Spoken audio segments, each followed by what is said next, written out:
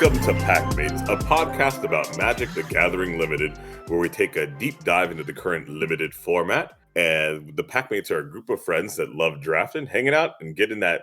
Well, now it's starting to go more rounds now. Trying to get those wins, ultimate win in FNM. I'm Andrew, the resident mid-range expert. Ryan, the resident aggro expert. I'm Robi, the resident turtle expert. And we're And we're the Packmates.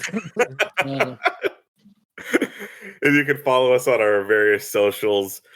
TikTok, Saurus Packmates. Twitter for Twitter, it's at Packmates MTG. YouTube, Saurus Packmates. You can subscribe to us there, and you can find us on Spotify, Amazon, Google, and Castbox. And you can look down in our YouTube links in the description for the links. Join the Discord. Don't be a stranger. Links in the description. Yeah, links in the description. All right.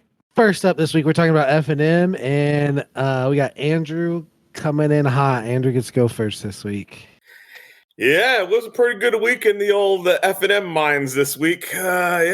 Worked out pretty well. I ended up drafting a black-red sacrifice deck. That's one of the kind of supported archetypes in Brothers War. And so this deck had a couple of good features. Well, one, it was splashing for a Saheeli. So I had opened a Planeswalker, pack one, pick one. And so I really couldn't get away from it. So I ended up splashing for it. And splashing in this environment's not too hard. I ended up playing an Energy Refractor and had an island and some reasonable card draw to get there. Yeah, so Saheeli's the new Planeswalker. It's the black. That's the red.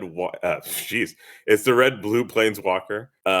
It scries one for its +1 ability, and then you get to tap an untapped artifact, and then you get to draw a card. For a -2, you get to create 2 Thopter artifact tokens with flying that gain haste, which actually came up pretty big. And the last ability is you get an emblem for -4. Artifact creatures you control get +1/+1, and artifact spells cost 1 less to cast. So I had that, and I was like, this is pretty good. It's an artifact format. You get to draw some cards with it, and it protects itself, which is really good with that -2 ability. And then, so I had that, and then I ended up getting out of blue and going into black on pack 2 when I was getting past. I ended up picking up some Gitaxian Infiltrators. They're the guys whenever you sacrifice, it's for 1 colorless, 1 black. Whenever something sacrifices, it's a 2/1, and it gets +1/+1 counter on it. So I picked up that, and I also picked up a Junkyard Genius. It's the legendary creature that's it's a 1 colorless, black and a red, and you get a 2/2 for that. And you get to create a Power Stone when it comes into play, which is really nice. And then for 3 mana, you can sacrifice an artifact or a creature, and your creatures get +1/+0, menace, and haste. Haste is a sneaky ability on that. Watch out for that when you're playing this kind of archetype, because then you'll be able to play that Goblin Blast Runner in your decks. Get the extra trip from that and give it haste the turn it plays, so you can get another 4 damage out of nowhere with that guy. The deck was pretty solid. It had some good aggressiveness early game, and it had a couple of good late game bombs like Tyrant of Kur Ridges. It's the 4/5 dragon. It costs 4, and it's double red. You get a flyer because dragon. And when Tyrant of Kur Ridges enters the battlefield, it gets to deal 4 damage to any target. Very important. And it also has fire breathing. And then I had Staff of Domination to really close out those extra long games, to tap, draw a card, maybe give my dude Pseudo Vigilance. Just does a little bit of everything. Swiss Army knife. Yeah, the deck performed pretty well. Curved out when it needed to curve out, and then I was able to get to the late game just on the back of just some extra card draw, and then just close it out with some menace or a flyer. Yeah, looks good. How was Thraxo Demon? That's the 2 mana 2/2 that you can pay 3 and sack a creature artifact and draw a card. Yeah, I was able to use the Sibling Rivalry. That's the one that it's for 3 mana and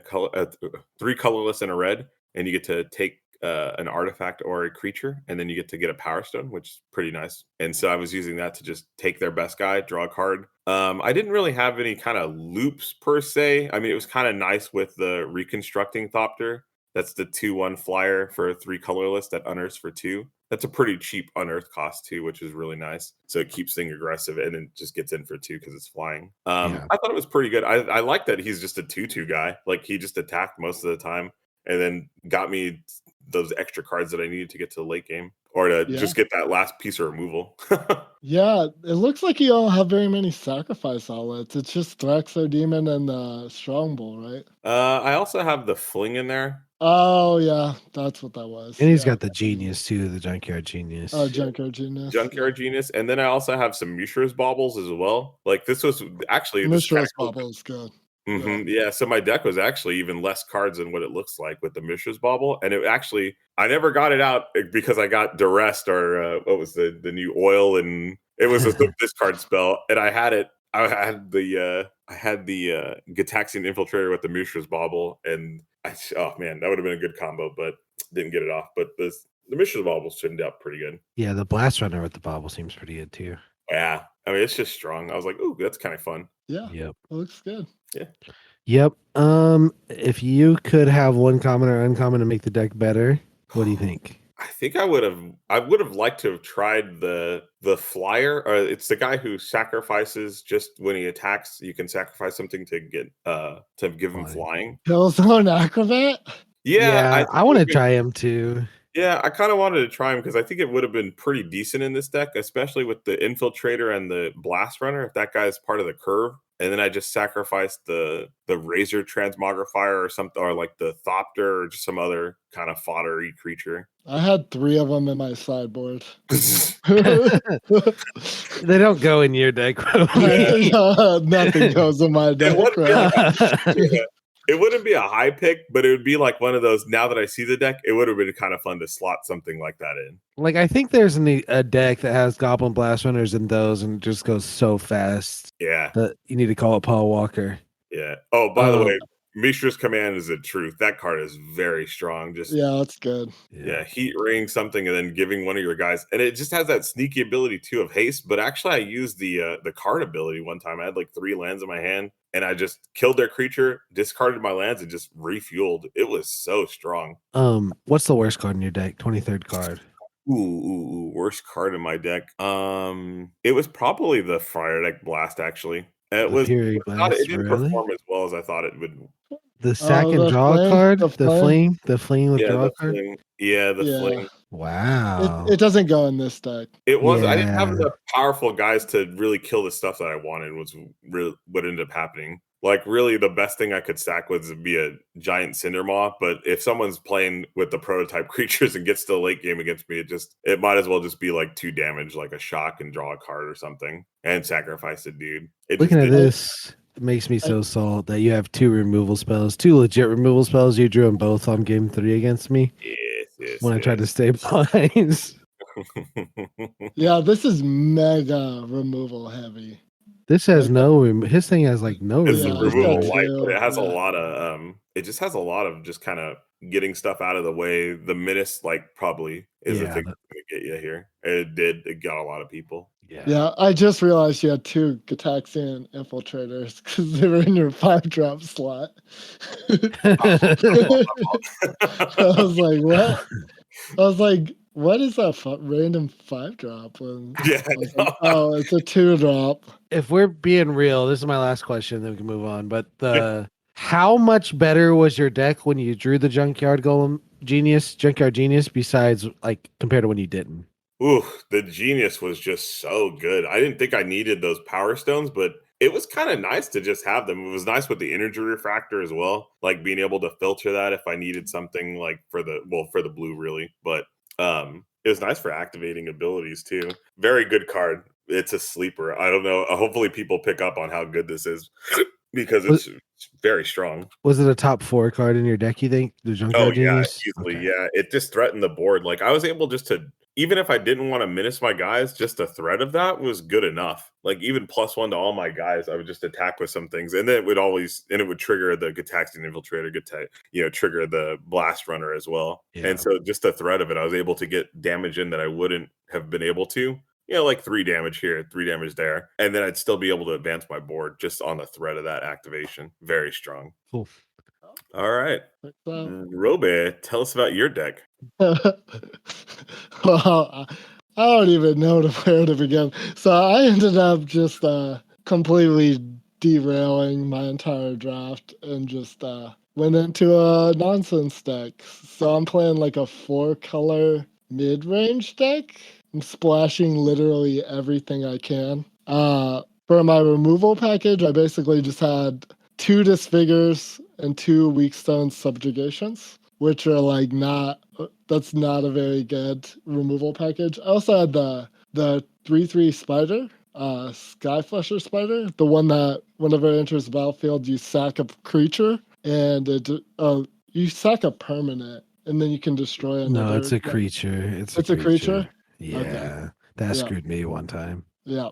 So that was like my only real removal package. And then I just played all the rares and mythics I got. It's like it. Basically, there's not a lot of rhyme or reason to any of it. I had Drafna, the 2-mana 2/1 that copies artifact spells for 3 mana. And it also returns artifacts to your hand. That was like how I won a lot of games. That card is sick. That Yeah, card's it's really very, strong. very, very good. Yeah, Drafting is sick. I had Gwenna, the 3-mana mana dork 2/3 that taps for 2 colors of mana in any combination. And if you ever cast a 5-drop, then you get to put a counter on it and untap it. That didn't happen once for me, not a single time. And then I had Mishra randomly, just for funsies. Yeah. That's the 3/5 that whenever you attack, you gain life equal to the number of attacking creatures, and your opponent loses life equal to the number of attacking creatures. Oh, okay. Yep. And I had Gix's command, which does a million things. That's removal. It's sacrifice. Usually I was just choosing sacrifice. Your opponent sacrifices their creature with the highest power and toughness. It also has a wrath where you destroy all creatures with power 2 or less. Ooh. And it also, you can put 2 +1/+1 counters and give something lifelink. And you can also return 2 creatures from your graveyard to your hand. I did that a lot too. And then, so I had Painful Quandary, the 5-mana enchantment that whenever your opponent casts a spell, they discard a card and lose 5 life, which was like literally killed me in game 1, my very first game, which is terrible. And yeah, that's all my rares, I think. How did it kill you? Okay, so I did miss one mythic. I missed Surge Engine, which is a very good mythic. I had, That's probably and I had Surge Engine was Surge insane. Engine, says Robi. Yeah, Yeah, that's one of the my best bad. cards in the set. It's cool. It's not the best card on this set. It's pretty insane. Like, It's just man. it gets disenchanted. Yeah, it's just a 5/4 unblockable creature that they have 4 turns Yeah. to disenchant. That's all. That's Yeah. it. It's a lot of turns. I'm not That's not- attacking with anything else in this deck. So what was your will say- opponent's Painful Quandary? So my opponent had Obstinate Bailoff and just put it into play for free. And gained 4 life and just killed me. Wow. I was like, that's some BS. Painful Quandary wasn't very good. I only played it that one time. Oh, yeah. I mean, if that's your only taste of it. Yeah, that's pretty Actually, bad. I had one other game, but it wasn't super relevant. But So, Weakstone Subjugation, that's the 1-mana enchantment that keeps something tapped. You pay 3 to tap it. Yeah. How was that? it was necessary. Like I needed it to tap down big stuff because I didn't have a lot of ways to deal with like I didn't have any disenchants or shoot downs or whatever. So like I needed something to deal with people's big giant bombs, and it worked. It worked. Sometimes it's terrible though. You have to know what you're putting it on, right? Yeah. Yeah. So it wasn't good. It was just fine. Yeah. Okay. Yeah, I always feel with it's the sacrifice sub theme going on in this set, or as one of the archetypes of the set, I always feel like things like Weak Stone and stuff like that just don't do enough. So the thing is it only costs 1 mana. That's And that's what puts it over the edge for me, right? Yeah. Like, yeah. Hot take. You have How to is be this very- figure? This figure was good. It was It fine. seemed like It was kind of bad in some situations. it's really good in others, right? Yeah, it's Like I ended up winning a game because I disfigured somebody's precursor golem. So we went to turns, and the only way I got that win was because I top decked this figure, and then I hit the precursor golem, and it made all his golems small. I mean, this figure just like bodies your whole deck almost, Andrew. I know. Yeah, I'm yeah. trying to not. I'm trying to just. People don't need to play that card. I want to keep going with the sacrifice. This figure is very good. Yeah, this figure's super good. That's why I'm way up on it than I was in the set review. Trying to work the edges, man. No, I'm just kidding. No, it's necessary. It's so it is. necessary. It really is. Yeah. Black Shock, very necessary. Another card I want to point out is Burnish Heart is it's so good. I love Burnish Heart. Yeah. Do you feel like you had enough? What does that one do? Do I have enough payoffs? Not really. Like realistically, hell no. I have like no payoffs. Like for the 2 lands that it gives you, it looked like you only got was it far? That's not true. That's not true. I do have like 3 good mana sinks. So I have like Master of the Dread Crafter. Yeah, I'm counting. Yeah, Surge Engine too, right? Surge Engine, Draftna, Mask, Third Pass Savant, and Boulder Branch. Right. Sprite too. Sprite was super relevant. Yeah, Sprite's good. Sprite is good. Sprite is good. Which one's Sprite again, though? Can you tell us what it does? 2/2, 1 and a green, and it's got 7 mana activate ability where you put 2+1/+1 counters on it, and it can't be blocked by artifact creatures, which is literally everything ever. So there's some decks that I just like they could never block my Sprite at any point in the game, and that was stupid. But yeah, I'm a huge fan of Sprite, and it's really scary in my deck when somebody played a Sprite against me. Yeah, it's a very good card. Yeah, I agree. I would say Gwenna was kind of a little bit disappointing. I don't think this is the deck for it. I mean, it fixed for you, right? Not really. Not really. Not really, because realistically, I could only fix my creature spells. Yeah. I don't think there was ever a time where I had to tap it for mana that I didn't have. I will say I did use it to activate Spread a couple times, but so on a scale of 1 to hella greedy, how greedy is that self-assembler to get that 1 assembly worker? Like a set. It's like a 6. It's not that greedy. It's colorless. It's colorless 5 mana 4/4. That's okay. I can copy it too. I did that. To search for you only have 1 assembly worker. Yeah, but it's still a 4/4. If I copy it and then I make a 3 mana 4/4, that's sick, bruh. All right. I was getting into a lot of weird loops with Draftna. Draftna's insane. Draftna it's one of my favorite rares. Absolutely disgusting plays. I had a deck online on Arena with Draftna and the Might Stone and Power Stone, or Might Stone and Weak Stone, where I was just constantly returning it to my hand and giving something -5/-5, or drawing 2 cards, or copying it and then sacking the copy and getting 2 ETB triggers.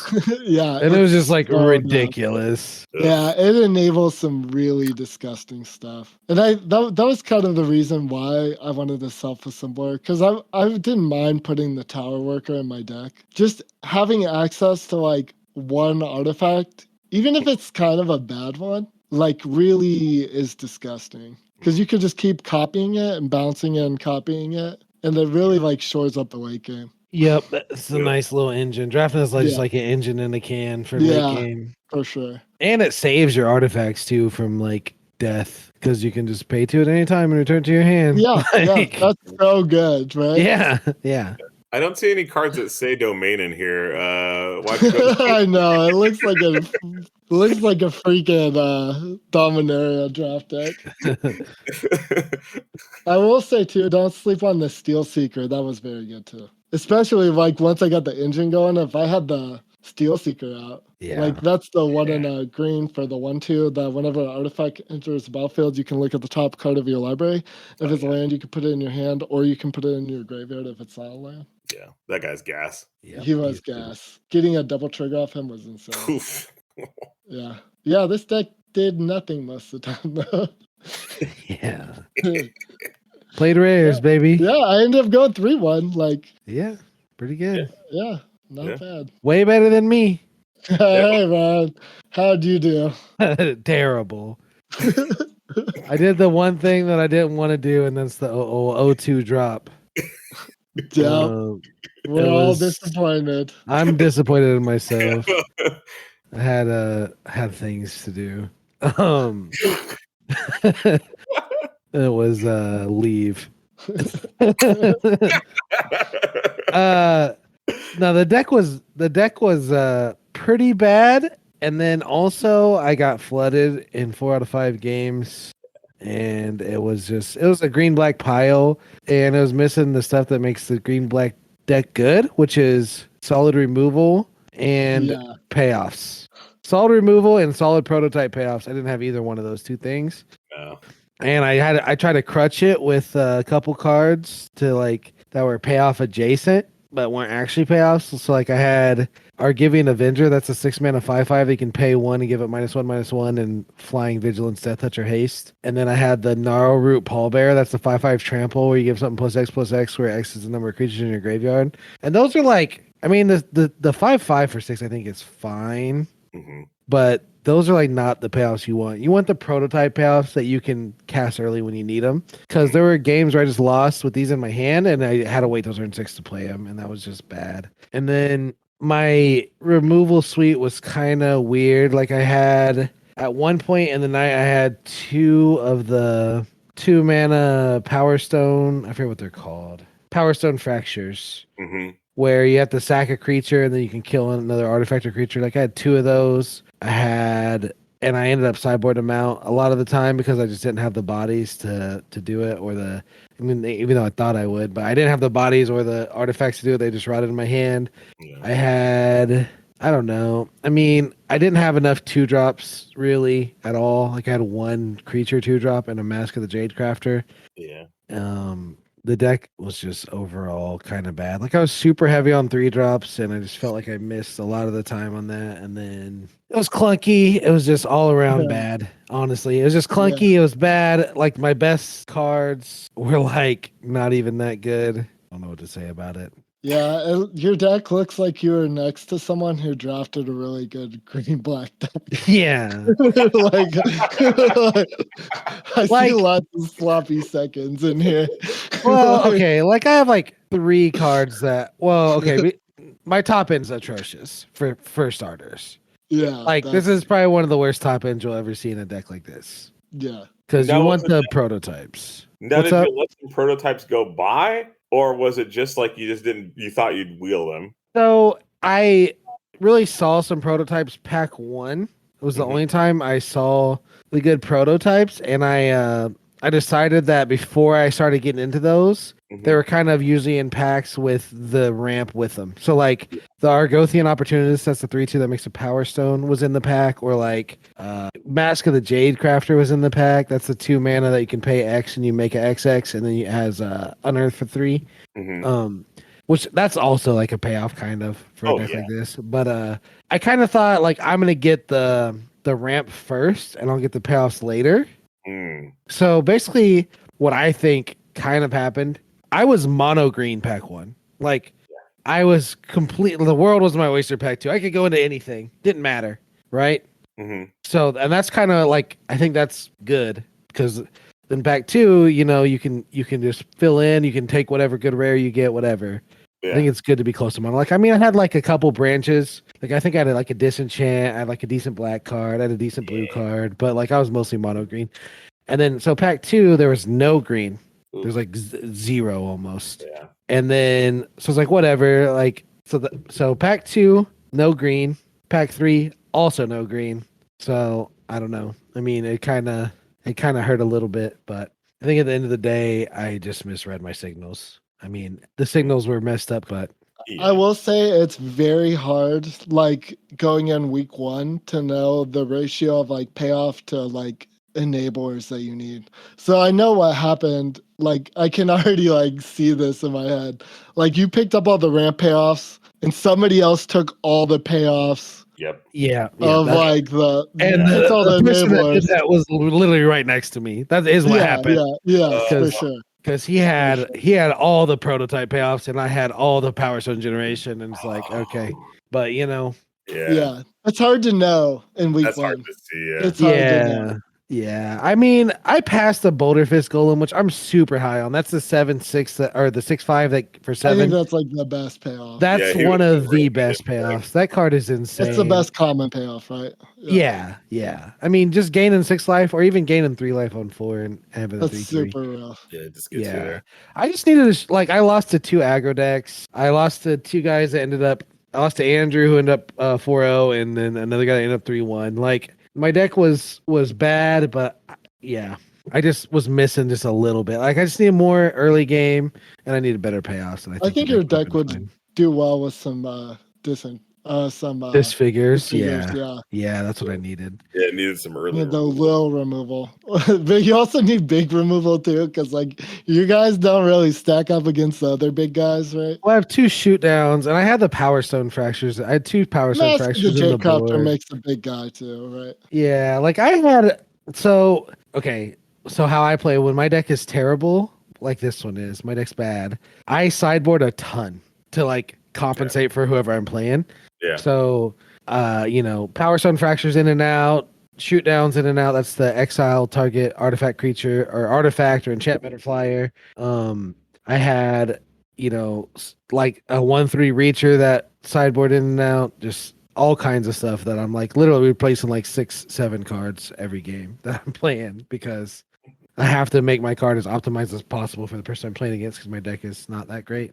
Yeah, I will say that I had like half of a blue-white deck in my sideboard, and Ryan looked at it and said, "I'll trade my entire deck for your sideboard, Robi." Like, I would rather just play this terrible half of a blue-white deck than play this deck that I'm about to play. Yeah, Like, It might have been the play. my deck was so bad. Like I just felt it after draft. I was like, God, this is gonna be a long night. Yeah. yeah, your payoffs just aren't there. Payoffs aren't there. I mean, I had to have some form of board presence before I did, and like honestly, the flooding was just it killed me so much. Like, So I but- have a quick question. yep. Argivian Avenger, it says it's a shapeshifter. Uh-huh. Does it have changeling? Is it one of every creature type? Because on Arena, it is. Really? It doesn't say that. No, soldier payoffs affect it. And I don't understand if it's like a bug or what. Because it's. You know what The else I soldier found out payoffs. on Arena? Prototypes have their like the mana cost of their Yeah. prototype. Like, No. Yes, they do. Because I hit one with the land blast zone like No. last night. I literally did. Yes, No way. I don't believe that. they do. Because if you read a prototype, it says it copies its mana cost, except with this mana cost. Oh. What about Drafna? What about If I it? use Drafna to copy a prototype spell that I'm casting for the prototype, Yeah, it would be a does it make- prototype. it would be? I Huh. think so. I think with what I've seen, I think so. Huh. That's We could interesting. test it. We should test it. Yeah. Yeah. So- I don't know. That's weird that shapeshifters are.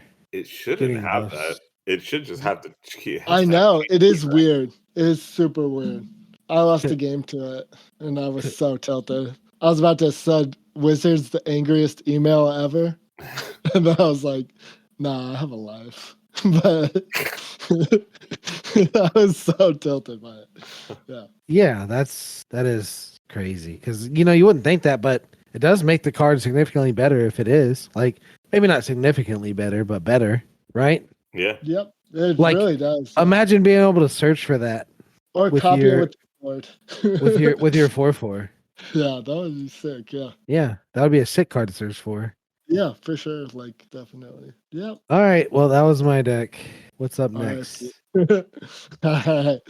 So I thought it'd be fun just because I keep pretty I play a lot of quick draft and the format rotates quite a bit. So I thought I'd just give you guys a couple pointers if you guys or like any of the listeners try to do quick draft and the format right now, which is Kamigawa Neon Dynasty. I know there's like a lot of new players and you probably haven't drafted this set, so I thought I'd just do like a rundown of how to farm it in quick draft. Because right now it seems like it's a pretty easy format to farm. Basically, you just want to force white. you I would say like if you're anywhere between like bronze and like probably like plat 1, just force blue white. Genuinely, blue white, green white, or black blue. And I just have a bunch of cards that are super important. So the most important card on the format, I think, especially in the quick draft environment, is Imperial Oath, 5 and a white, and you create 3 2/2 samurais with vigilance, and you get to scry 3. And this is your payoff. This is like the top end of your curve. This is basically what wins games in quick draft. And you want as many of these as you can get. Like, not an exaggeration. I've had decks that had 7 of these and were insane. We're insane. Genuinely. You just genuinely take every Imperial Oath you see. And then there's a couple other signs of like the colors that you should be going into. Behold the Unspeakable, 3 and double blue for a enchantment, for a saga, one of the sagas that flip into creatures. Basically all of those are good. Behold the Unspeakable is probably like the best one, I think. Uncommon. And it gives your opponent's creatures -2, -0. It's kind of like a mini Imperial Oath. It does the same thing as Imperial Oath. It like shorts up the late game. And then its second lore counter gives it, you get to draw 2 cards, or if you're empty-handed, you get to draw 4 cards. And then it turns into a 0/0 flyer that its power and toughness is equal to the amount of cards in your hand. Yeah, it's good. Super bomb. And then Boseiju reaches Skyward, which is another enchantment saga creature. And it gets lands and then turns into a big creature. And then Life of Toshira Umazawa, which is one of the... Straight up. And that's the one that pumps something, negs something, and then flips into a creature. It's super good. Those are basically your payoffs. You kind of want to be like in a combination of blue-white, green-white, or black-blue if you're just farming. And that's basically like the best color combinations. The blue-black deck is basically ninjas. You play Moon Circuit Hacker, the 2-mana ninjutsu, for 1 blue. And then whenever it deals damage to somebody, it draws you a card. The first time it's free. The second time you have to discard a card. You want to enable that with like Network Disruptors, which is the 1-mana artifact creature that has flying, so it can get in, and it also taps a permanent whenever it enters the battlefield, or Virus Beetle, which is the 2-mana 1/1 that makes your opponent discard a card, because they're both good targets to bounce back and play again. And you can also play Moon Circuit Hacker and the blue-white decks with the Mothest Changeling or whatever, the 1-mana 1/1 flyer. But that's basically the entire game plan for black-blue, is you want to play high-value enchantments, and you want to ninjutsu to draw cards. Creatures with ETB triggers. Yep, especially with ETB triggers for sure. And then there's the green-white enchantment deck. You have Generous Visitor, which is a 1-mana 1/1 that whenever you cast an enchantment, it turns all your it gives it a creature, an enchantment creature, +1, a +1/+1 counter. That's a good card. Basically Imperial Oath. Boseiju reaches Skyward. And you also want to have Bamboo Grove Archers in that deck because it makes them, it's a good thing to stem the bleeding. It's a 2-mana 3/3 with reach that you can pay 5 and kill a flyer. And Michigo's Reign of Truth, which is a 2-mana, gives something +1/+1 for all your enchantments. Every uncommon saga is nuts. Oh my gosh, all yeah. of them. And the only bad saga is the 5-mana red one. The green one, the green common one, isn't amazing. I mean, the white cut, they're not amazing, but the only They're actual good. bad all one. of the other ones are amazing though. Nah, not the. What about the white one where it's like Scry 2? That one's still pretty good. It makes a 2/2 first striker. Yeah, it makes 2/2. You don't really need that in the blue-white or green-white decks, but the red one where like at the end you can take something, or you know what I mean? It's like a 3/3 haste. That one's kind of bad. My recommendation to anyone listening: all the red, blue, red, black decks are a trap. Like just don't Unicode Ambles are literally insane. Yeah, but not in quick draft. Okay. It's really not. Like, you're so much better off if you stay out of that deck. Like, you're taking a real hit to your win percentage by even getting into that deck. And it's harder to play. It's way harder to play. And it's way less good than just having a bunch of Imperials or I mean, I think you'd like personally. I would splash Imperials in like any deck, right? Yeah, that goes everywhere. Yeah, Like, but it's just the take it best and in bam. blue white, green white, black white isn't a real thing. But sometimes it's correct, but it's not a real thing. Sometimes that happens. So yep, just force blue white. That's my recommendation. It's easy. I get the Just feel take good it just on looking at this stuff. I love it. Man, I've that been was a good loving set. playing it it. was such a good set. I sent the group text a picture where I was like, dang, I miss when draft was easy. It was like 7-0, 7-0 blue white deck just bodied everyone. It was kind of fun because there were like a lot of fringe strategies that could win. Yeah, it just wasn't so locked in. It felt a little bit more open. Then you can splash Oath and just play it in a weird deck and just still win with Oath.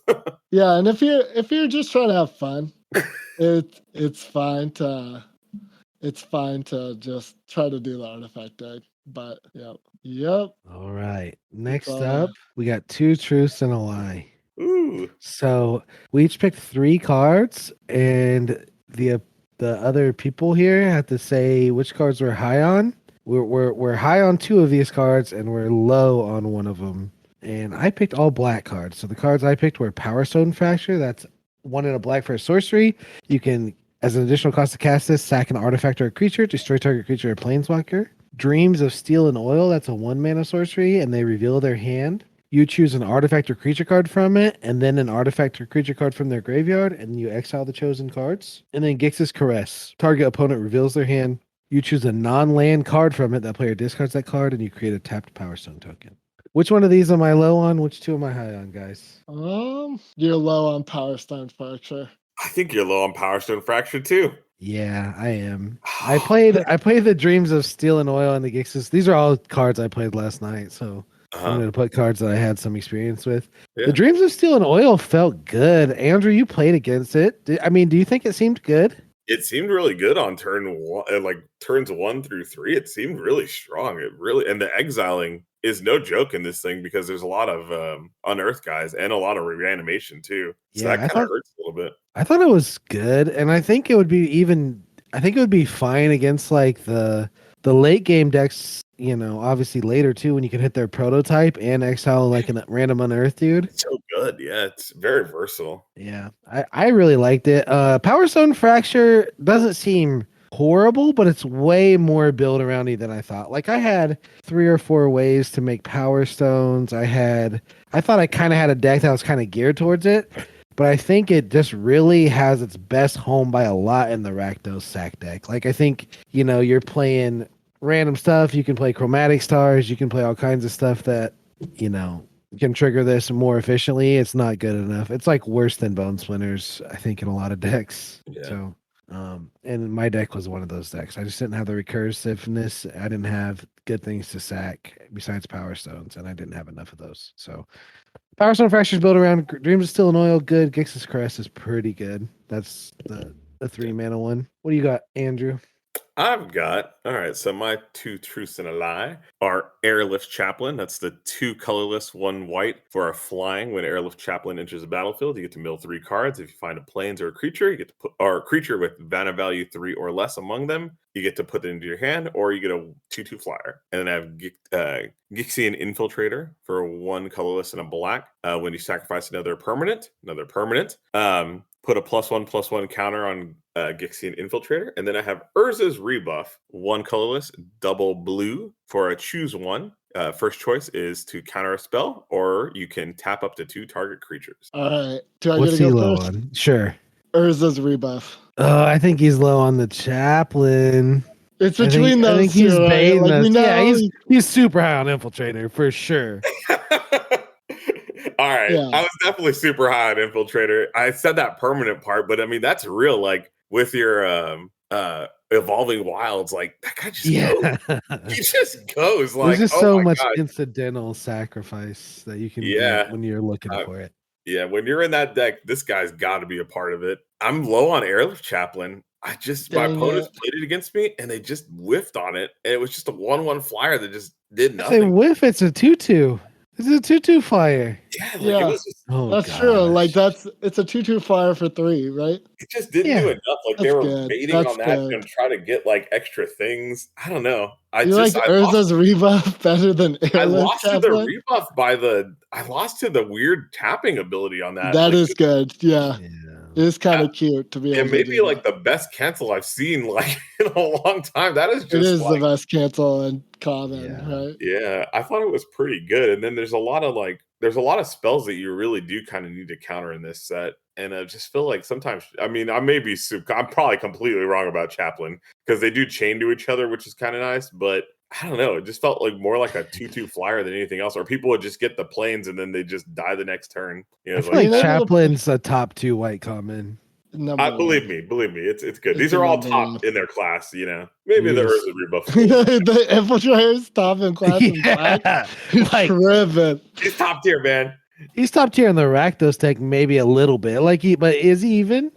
Like, is he even top tier? I He guess does a lot of maybe. Yeah. There's probably like a maybe. lot of incidental sack, but I Yeah. just kind of high on him. I thought it was really good on turn 2. It just felt really good once I got that first sack going, and just like the Yeah. threat of sacking was actually even the mind games of the sacking was really good too. Yep. All Yep. right, What do you got, Roby? what do you got, Roby?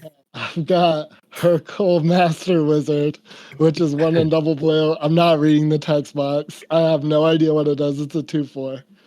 And then Veterans Power Blade, which is 3 mana equipment that gives something +2/+0, and you can equip a soldier for 1 white. And I have Haywire Might, which is 1 mana for a 1/1 insect, and you can sack it for 1 green mana, exile target non-creature artifact or non-creature enchantment. You gain 2 life when it dies. You're low on the might. You're low on Hercule. I'm low on both of them. I'm low on both of them. You cheated. I have 2 lies and the truth here. I think Veterans Power Blade's the truth. But yeah, I hate Hercule. I hate him. Hercule's like absolutely busted, by the way. What I had Hercule him and I didn't does, play him this what week. Hercule does is whenever you cast any non-creature spell, let's say you cast an instant on your turn. Yeah. I'll tell you You what look at the Hercule top does. 5 cards and you get an instant to your hand. I'll tell you what Hercule does. Hurts my brain to look at. So I don't appreciate him. Hercule's That's the worst. Hercule's one of the text box robiest I've cards I've ever ever seen. seen. It's Too. I so He's hated just it. being so I had stubborn. one this week that I just didn't play. Like imagine a kid and you're trying to feed them vegetables and they're just shaking their head with their mouth Nah, closed. I That's how love Roby is with vegetables, Hercule. Brian. That's how Roby is with Hercule. I do feel when you have Hercule in your deck, though, you do have to build around it. Like you have to be very conscious of the spells that He you're would have been good in my deck. I think you have to, Andra. It's still a 2/4 for 3, and if it ever draws you like a card, it's pretty good. I want to draw all the cards though. Well, yeah, you want to, but I'm saying like you don't have to. for it to Like be I want to good. start chaining instants out of that thing. Like I don't love disfigure, Haywire get Might another either. disfigure. Yeah. Yeah, I think that thing could do some naughty stuff. Haywire Might- Might's just fine. It's not amazing. It's mid. just fine. Yeah. It was I mean, awesome. Veterans Power Blade is just fine too. I'm kind of up on the LO. I might be a little wrong, but I still think it goes in the white blue deck, but Oh yeah, I think it slots. I in. think it goes in a white deck, and I think there's the white blue and the white green deck, and I think they both are pretty decent. Because like in the white green deck, you can have top end of like bigger trampler creatures, Mhm. and then you could just jam this on this. And it doesn't matter that like you have to play like the 3 ones because you have access to like giant growths and stuff. Yeah. Yep. And yeah, I think it goes best with just like white decks, right? yeah, I mean, yeah, you You gotta gotta have the play this white in to equip the soldier. No, you can not. I don't think you're You not can play playing too. it if you don't have soldiers. Yeah, but anymore. like in the white green deck, you're more likely to equip something that's not a soldier, right? Because there's less green soldiers Sure. than there Yeah. is blue soldiers. Is there?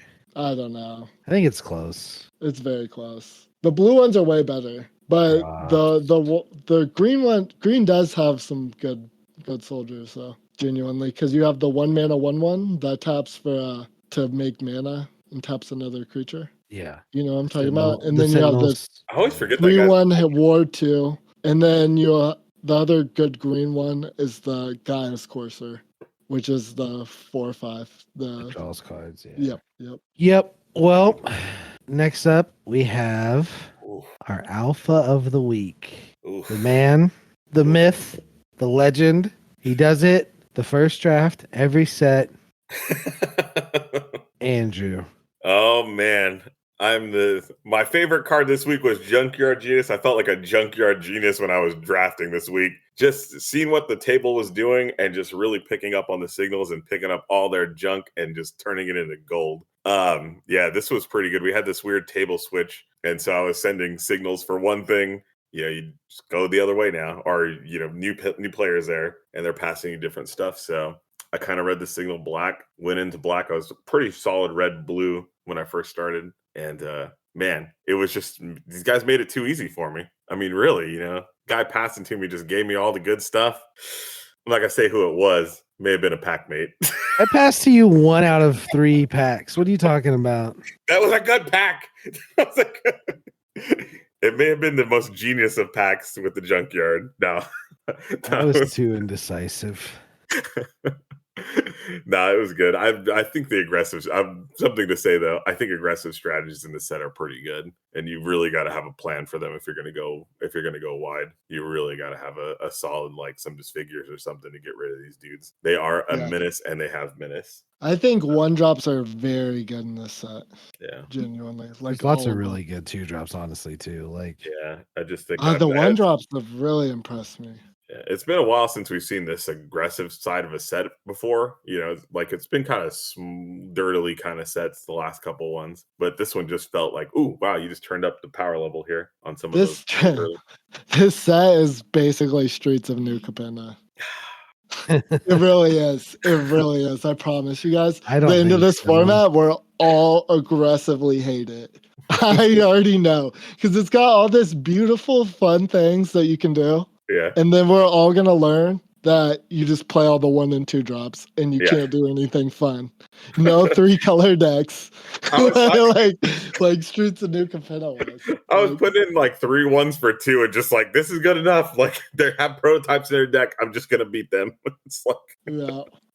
Oh, man. Yeah, but definitely so. This was a easy slam dunk this week. So maybe I'll keep it going.